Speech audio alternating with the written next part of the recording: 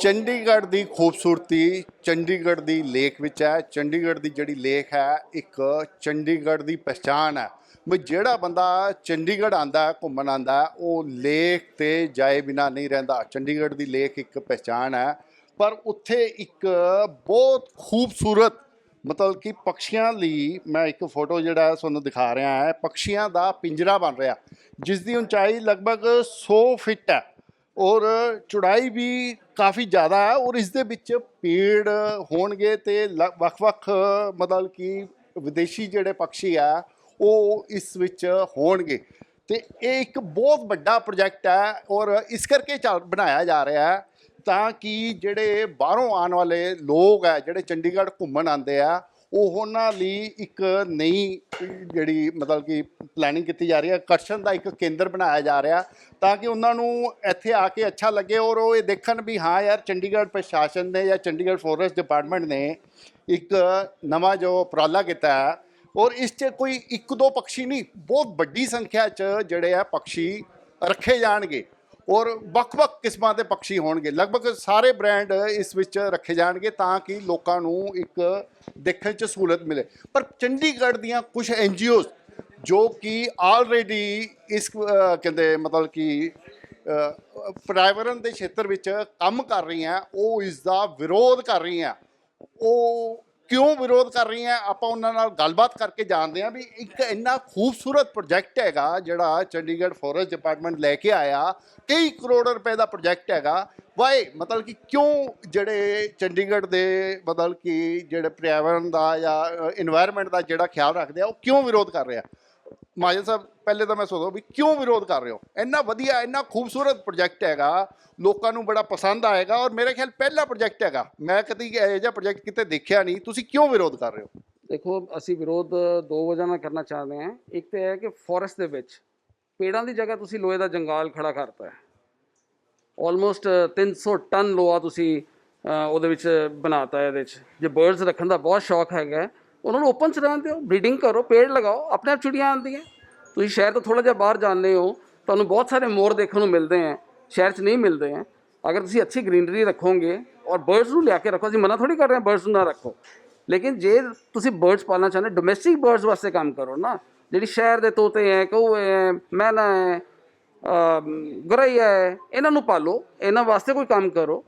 ਅਸੀਂ ਬਰਡਸ ਲਵ ਬਰਡਸ ਕਿਉਂ ਲਿਆ ਕੇ ਪਾਲਣਾ ਚਾਹੁੰਦੇ ਕਿਉਂ ਅਸੀਂ ਬਾਹਰ ਦੇ ਇੰਟਰਨੈਸ਼ਨਲ ਬਰਡਸ ਖਰੀਦ ਕੇ ਔਰ ਫਿਰ ਉਹੋ ਜਿਹਾ ਸਾਡੇ ਕੋਲ ਕਲਾਈਮੇਟ ਨਹੀਂ ਹੈ। ਸਾਡੀ ਗਰਮੀ 45-46 ਤੱਕ ਜਾਂਦੀ ਹੈ, ਵਿੰਟਰ ਸਾਡੀ 2-2.5-3 ਤੱਕ ਜਾਂਦੀ ਹੈ।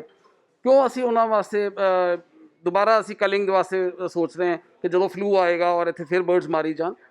ਇਹ ਸਿਰਫ ਪੈਸਾ ਖਰਾਬ ਕਰਨ ਦਾ ਹੈ। ਇਸ ਜਗ੍ਹਾ 'ਤੇ ਘੱਟ ਤੋਂ ਘੱਟ 200 ਪੇੜ 300 ਪੇੜ ਕੱਟੇ ਹੈ, ਉਹ ਕਿੱਥੇ ਗਏ ਇਹਦੇ ਬਾਰੇ ਪਤਾ ਲੱਗਣਾ ਚਾਹੀਦਾ ਹੈ। गर्ग साहब मैं जानना चाहता जिदा राहुल महाजन जी ने कहा भी आप लोकल वर्ड्स पालीए क्यों आप बाहर दे लोकल तो सानू आम दिखते हैं असी किते भी देख सकते हैं सानू तो विदेशी वर्ड किते देखने नू नहीं मिलते।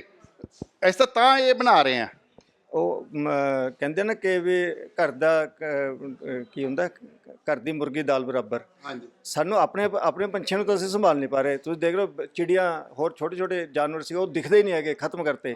ਤੇ ਬਾਹਰ ਦੇ ਪੰਛੀਆਂ ਨੂੰ ਲੈ ਕੇ ਇੱਥੇ ਤੁਸੀਂ ਸਿਰਫ ਦਿਖਾਉਣ ਵਾਸਤੇ ਕਰ ਰਹੇ ਹੋ। ਤੁਹਾਡੇ ਆਪਣੇ ਬੱਚੇ ਨੂੰ ਇਹ ਪਤਾ ਕਿ ਲੁਕਾਟ ਤੇ ਚੀਕੂ ਦੇ ਪੇਟ 'ਚ ਕੀ ਫਰਕ ਹੁੰਦਾ। ਆਪਣੇ ਲੋਕਾਂ ਨੂੰ ਆਪਣੇ ਬਰਡ ਦਾ ਪਤਾ ਨਹੀਂ, ਬਾਹਰ ਦੇ ਬਰਡ ਨੂੰ ਲੈ ਕੇ ਤੁਸੀਂ ਕੀ ਕਰੋਗੇ। ਦੂਸਰਾ ਕੀ ਹੈ ਅਲੱਗ-ਅਲੱਗ ਐਟਮੋਸਫੀਅਰ ਤੋਂ ਜਿਵੇਂ ਰਾਹੁਲ ਜੀ ਅਲੱਗ-ਅਲੱਗ ਐਟਮੋਸਫੀਅਰ ਤੋਂ ਲਿਆ ਕੇ ਤੁਸੀਂ ਬਰਡ ਇੱਕੋ ਹੀ ਕੇਜ ਦੇ ਵਿੱਚ ਰੱਖੋਗੇ ਉਹ ਉਹਨਾਂ ਨਾਲ ਇੱਕ ਆਪਣੇ ਆਪ 'ਚ ਇੱਕ ਕਰੂਐਲਟੀ ਹੈ। ਇਹ ਸਿਰਫ 3 ਕਰੋੜ ਦਾ ਖਰਚਾ ਸਿਰਫ ਬਣਾਉਣ ਦਾ ਹੈ। ਉਸ ਤੋਂ ਇਹਨੂੰ ਮੇਨਟੇਨ ਕਰਨ ਦਾ ਖਰਚਾ, ਟੈਂਪਰੇਚਰ ਦੇਣ ਦਾ ਖਰਚਾ, ਪੰਛੀਆਂ ਨੂੰ ਲੈ ਕੇ ਆਉਂਦਾ ਉਹਦੇ ਕਿਤਨੀ ਬੜੀ ਘਪਲਾਬਾਜੀ ਹੋਗੀ, ਕਿਤਨਾ ਉਹਦੇ 'ਤੇ ਖਰਚਾ ਹੋਏਗਾ ਮੇਨਟੇਨੈਂਸ 'ਤੇ ਉਹ ਕਦੇ ਕੋਈ ਨਹੀਂ ਦੇਖ ਰਿਹਾ। ਕਿੰਨੇ ਲੋਕ ਇਹਦੇ 'ਚ ਲੱਗਣਗੇ ठीक है ना। उस तो बाद क्या कि एक भी छोटी जी बीमारी अज की डेट आ जाती है you have to kill all the birds. उस तो बाद ये नहीं तुसीं कहते ये वाला तो असीं रख लांगे ये वाला मार देंगे। और हर दूजे साल इत्थे बर्ड फ्लू आंदा है। तुसीं देखदे हो जे एक बर्ड फ्लू का एक र्यूमर भी आ गई सब तो पहले जिहड़ी कुल्हाड़ी इहदे ते गिरेगी और सारे पंछी मारे जाएंगे। अच्छा दूसरा कोई बर्ड बाहर तो जिवें आंदा है उहदे नाल कोई भी बीमारी आ सकती है। जिवें चाइना चमगादड़ ने कहंदे कि भी कोरोना है इहदे कोई बीमारी नहीं आ गई ਤੇ ਉੱਥੇ ਬੱਚੇ ਵੀ ਘੁੰਮਣਗੇ, ਸਾਰੇ ਘੁੰਮਣਗੇ, ਉਹਨਾਂ ਨੂੰ ਕੋਈ ਬਿਮਾਰੀ ਅਟਰੈਕਟ ਕਰਦੇ ਉਹਦੀ ਜ਼ਿੰਮੇਵਾਰ ਕੌਣ ਹੋਏਗਾ। ਮੈਨੂੰ ਇੱਕ ਗੱਲ ਨਹੀਂ ਸਮਝ ਆਉਂਦੀ ਚੰਡੀਗੜ੍ਹ ਦੇ ਨਾਲ ਛਤਬੀੜ ਜੂ ਆ ਔਰ ਏਸ਼ੀਆ ਦਾ ਸਭ ਤੋਂ ਵੱਡਾ ਕਿਹਾ ਜਾਂਦਾ ਵੀ ਜੂ ਹੈਗਾ ਉਸ ਵਿੱਚ ਵੀ ਬਣਿਆ ਹੋਇਆ ਇਹ ਫਿਰ ਬਾਈ ਉੱਥੇ ਅਸੀਂ ਵਿਰੋਧ ਨਹੀਂ ਕਰ ਰਹੇ, ਇੱਥੇ ਜਦੋਂ ਚੰਡੀਗੜ੍ਹ 'ਚ ਇੱਕ ਨਵਾਂ ਐਡਵੈਂਚਰ ਖੜਾ ਕੀਤਾ ਜਾ ਰਿਹਾ, ਇੱਕ ਨया ਪ੍ਰੋਜੈਕਟ ਲਿਆਂਦਾ ਜਾ ਰਿਹਾ, ਉਸ ਦਾ ਕਿਉਂ ਅਸੀਂ ਵਿਰੋਧ ਕਰ ਰਹੇ ਹਾਂ? ऐसा है, मैं घर में एक छोटा पिंजरा रखता हूँ तो मैं एक क्राइम करता हूँ, वही काम सरकार बड़े तौर पे करती है, वो कानूनी हो जाता है। एक बात, सरकार जो बर्ड्स लाएगी उनके साथ अत्याचार होगा और उनको जेल में कैद करना। दूसरा, हर पक्षी का अलग टेम्परेचर होता है, अलग उसकी डाइट होती है, अलग उसको क्लाइमेट चाहिए, अलग उसके घोंसले होते हैं। वो एक आज़ादी के अंदर ही वो सर्वाइव कर सकता है, आगे उसकी पीढ़ी चल सकती है। जितने पक्षी यहाँ लाएंगे, ये सिर्फ बनाने का भी बताया नहीं, 4 करोड़ का घपला है, इसके आगे वाला जो पक्षी लाने का वो कितना होगा उसके आप हिसाब नहीं लगा सकते। फिर आज जो अफसर बैठे हैं उनके दिमाग में आया कि हम ये कर दें, इनके ट्रांसफ़र हो जाएगा, इनका 4-6 महीने 12 महीने में हो जाएगा, उसके नया आएगा वो कहें नहीं ये तो गलत हो गया, उसके बाद इस पेशा कौन कौन जिम्मेदार है? ये क्या रिस्पॉन्सिबिलिटी ये फिक्स होगी कि ये जो है इतने साल चलेगा और उसके बाद आगे क्या होगा? ये बिल्कुल सिर्फ एक भ्रष्टाचार का इसको मैं पिंजरा कह सकता हूँ और कुछ नहीं है। और आप देखना, दलाई साहब का मैं एक एग्जांपल देता हूँ। 2 साल पहले वन महोत्सव में यूनिवर्सिटी में गवर्नर साहब से एक पेड़ लगवाया था, मैं वहाँ मौजूद था। गवर्नर साहब के मुंह की वर्डिंग मुझे याद है कि इस पेड़ की उम्र 1000 साल है, और एग्जैक्ट मैं 1 साल बाद वहाँ गया देखने के लिए, तो मैं राहुल जी की तरह एनवायरमेंट में थोड़ा ध्यान रखता हूँ। एग्जैक्ट 1 साल बाद मैं गया और वहाँ वो पेड़ का नामो निशान नहीं था। वहाँ वीसी साहब भी मौजूद थे, एडवाइजर साहब मौजूद थे, गवर्नर सब मौजूद थे। गवर्नर साहब के हाथ का लगाया पेड़ और दलाई साहब ने अपने हाथ से ला के दिया था। जो एक पेड़ 1 साल नहीं संभाल सकते, इसकी उम्र 1000 साल बताते हैं, क्या ये पक्षी संभाल लेंगे? वो तो ये तो जिंदे हैं, और बाहर के कहीं कहीं उनको लाके तुम अकल अलग जगह से पकड़ के लाओगे, अपने आप तो आएंगे नहीं, वो उनको पकड़ के लाओगे तुम उनके साथ। इंपोर्ट करना क्या लीगल है? सबसे बड़ी होता है एक्जोटिक बर्ड्स को इंपोर्ट करना या एक्सपोर्ट करना, उसके लिए कितने परमिशन, कितना कुछ चाहिए, वो भी चीज़ें सारी देखनी पड़ती है ना। गवर्नमेंट को तो ठीक है कि वो कहते हैं कि हमें तो कोई परमिशन की ज़रूरत नहीं, लेकिन आप कितनी क्रुएल्टी कर रहे हो। दूसरा, जैसे बुदानी ने कहा कि गवर्नर साहब के हाथ का लगा हुआ पेड़ तो आप संभाल नहीं सके, तो इतना बड़ा स्ट्रक्चर जो है उसको कितना मेंटेनेंस करनी पड़ेगी, कितना उसको संभाल रखनी पड़ेगी। वो वही बात है, आज अफसर हैं उनका इंटरेस्ट है, कल को दूसरे अफसर का इंटरेस्ट किसी और चीज़ में है, तो वो इधर इग्नोर हो जाएगा। पर मुझे एक बात समझ नहीं आ रही, छतवीर वाली बात कर रहे हो। छतवीर ऑलरेडी बहुत पुराना जो है जू है, वो एक इस्टेब्लिश जू है, इंटरनेशनल स्टैंडर्ड का है। वो वहाँ पे अगर हम चाहें वहाँ पे जाके देख सकते हैं। अब यहाँ पे आप एक बैंड एरिया के अंदर क्यों लगा रहे हो? विरोध नहीं, हमारा तो जो उजागर हुआ है, हम विरोध नहीं करें किसी चीज़ का। हम बता रहे हैं आप लोगों को, चंडीगढ़ शहर को बता रहे हैं कि जो चंडीगढ़ के शहर के लोग टैक्स दे रहे हैं, उसके टैक्स का यहाँ के बाहर के अफसर आके कैसे दुरुपयोग कर रहे हैं, हम वो बात बता रहे हैं। आपने जैसे कहा कि आप विरोध कर रहे हैं, हमारा विरोध नहीं है, हम ये बता रहे हैं कि जो हमारे टैक्स के पैसे हैं, हम टैक्स किस लिए दे रहे हैं। अगर चंडीगढ़ के अंदर यही पैसे किसी और जगह लगाए गए होते, किसी और काम पे लगाए जाते, दलाई साहब कहीं और लगवाते, गवर्नर साहब कहीं और लगाते, एडवाइजर साहब कहीं और लगाते, हम उनका धन्यवाद करने जाते। लेकिन जिस दिन से ये प्रोजेक्ट शुरू हुआ था उसी दिन से हमने इसका विरोध करना शुरू कर दिया था। शहर के और भी संगठन हैं जिन्होंने विरोध किया था, लेकिन उसको नज़रअंदाज कर दिया गया। जैसे अभी राहुल जी ने कहा कि चंद अफसरों को खुश करने के लिए था। ये रिपोर्ट है, इस रिपोर्ट ये रिपोर्ट है, ऑडिट रिपोर्ट है। ये ऑडिट रिपोर्ट में आप उनसे पूछे दलाई साहब से कि क्या सच है, क्या ऐसा हुआ, शहर की जनता को जवाब दें। आज वो शहर ऐसे पद में बैठे हैं, उनको जवाब देना चाहिए। इसके ऊपर गवर्नर साहब को भी जवाब देना चाहिए, इसके ऊपर एडवाइजर साहब को भी जवाब देना चाहिए, सभी को जवाब देना चाहिए कि क्या ये जो रिपोर्ट है, ऑडिट जो रिपोर्ट आई है, ये सही है, क्या ये घोटाला हुआ है, क्या नियमताएं हुई है, क्या वहाँ पे हाई कोर्ट की अवहेलना हुई है, आज उनको ये बताना चाहिए। हमारा सवाल ये है कि जो ये घोटाला हुआ है, इसकी कोई सिटिंग जज से या सीबीआई से, किसी उच्च एजेंसी से इसकी जांच हो, और सारे और भी जो घोटाले हुए वो सामने आए प्रशासन के। क्योंकि सारा ही शहर की, चंडीगढ़ की जो जनता है वो सब पढ़ी लिखी जनता है, सारा टैक्स देती है, उस टैक्स के पैसे का दुरुपयोग क्यों हो रहा है? एक तो राहुल जी मैं ये जानना चाह रहा हूँ, ये दलाई साहब कौन है जिसका बार बार नाम आ रहा है, ये कौन है? दूसरा, ये जो ऑडिट रिपोर्ट जो आई है, इसमें क्या घपला निकल के सामने आया?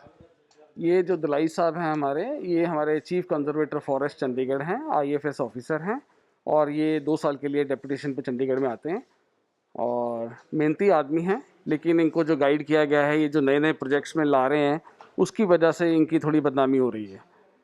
और मैं ये कहूँगा कि भाई जो ये प्रोजेक्ट ला रहे हैं, ये इंटरनेशनल लेवल के, ये बेसिकली अम्यूज़मेंट के लिए है प्रोजेक्ट हैं, आप ये कह सकते हो कि एंटरटेनमेंट के लिए प्रोजेक्ट हैं, या आप कह सकते हो टूरिज़्म के लिए प्रोजेक्ट हैं। ये दिखाया जाता है कि हम टूरिज़्म बढ़ाएंगे, लेकिन ये जो जू वाला काम है ये टूरिज्म नहीं है, इसमें बेसिकली लाइफ इन्वॉल्व है। और फॉरेस्ट के पास, अब अगर आप पुराना याद करें तो पहले जहाँ गवर्नर हाउस है उसके अंदर भी एक मिनी जू होता था शहर का, वो इसलिए बंद कर दिया गया था कि इनके पास कोई भी अच्छा वेटनरी डॉक्टर नहीं था जो वाइल्ड लाइफ को कंट्रोल कर सकता। उस समय बहुत सारी बर्ड्स मरती थी यहाँ पे, तो इन्होंने वो सारा वाइल्ड लाइफ जो भी वहाँ थोड़ा बहुत अवेलेबल था वो छतबीर में भेज दिया गया था। तो अगर वो भेज दिया गया तो आज ऐसी क्या मजबूरी होगी जो 20-25 किलोमीटर का छतबीर को हम छोड़ के और हम यहाँ पे इतने सारे पेड़ों के बाद हमने एक लोहे का जंगाल वहाँ बना दिया, उसके ऊपर हमारा ऐतराज है। ये हाई कोर्ट का भी जिक्र आया, अभी हाई कोर्ट ने पाबंदी लगाई हुई है, उसके बावजूद निर्माण हो रहा है। ये हाई कोर्ट ने किस तरह की पाबंदी लगाई हुई है? एरिया में, लेक के एरिया में किसी भी तरह की जो कंस्ट्रक्शन है वो इलीगल है। आपने बहुत अखबार में पढ़ा होगा, कोई भी कंस्ट्रक्शन जो है इलीगल है। तो अब इन्होंने ये कहा कि जी ये तो टेम्परेरी स्ट्रक्चर है, 3-4 करोड़ रुपए का आप 300 टन लोहा लगाकर अगर उसका आप टेम्परेरी कंस्ट्रक्शन कह रहे हो, फिर तो सब लोग ऐसे बनाने लग जाएंगे। क्या आप ये कंस्ट्रक्शन जो कर रहे हो ये 1 या 2 साल के लिए, टेम्परेरी का मतलब है 1-2 साल के लिए, उसके बाद उसको गिरा देंगे। क्या आप इसको गिराओगे? अगर नहीं गिराओगे तो फिर आप इसको टेम्परेरी कैसे कह सकते हो? तो इट मीन्स कि आप वायलेट कर रहे हो और मिसगाइड कर रहे हो।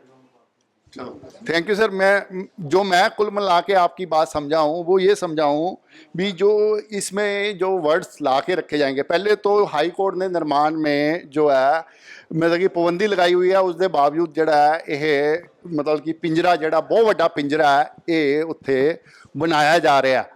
और दूजी गल जी मैं इत्थे समझिया वो ये है भी बाहरों विदेशी जोड़े पक्षी है वो इत्थे लिया के रखे जाएंगे बहुत वड्डी संख्या च।